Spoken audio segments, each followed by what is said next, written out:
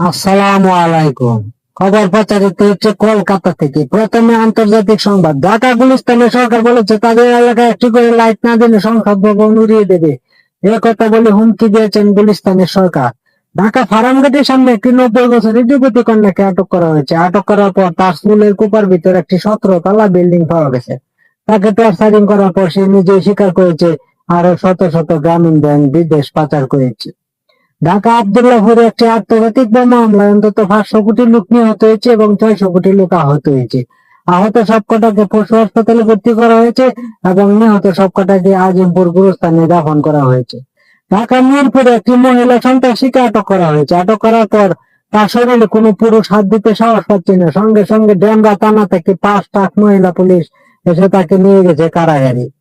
কারাগারে নিয়ে যাওয়ার পর তার শরীর পুরা চেক করার পর 5 রাউন্ড গুলি সহ 20টি পিস্তল উদ্ধার করেছে বিজিবি লেডিস পুলিশ।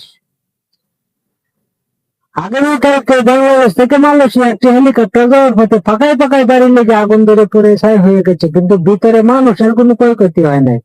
মালয়েশিয়া সরকার বলছে এই দুর্ঘটনা হওয়ার পর মালয়েশিয়া রাষ্ট্র নাকি উন্নতির দিকে এগিয়ে যাচ্ছে।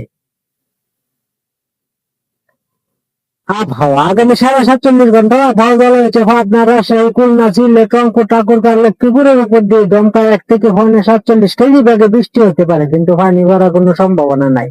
আগামীকালকে সূর্য উঠবে সকাল 12টায় এবং সূর্য অস্ত যাবে রাত্র 3টায়। খবর শেষ হলো।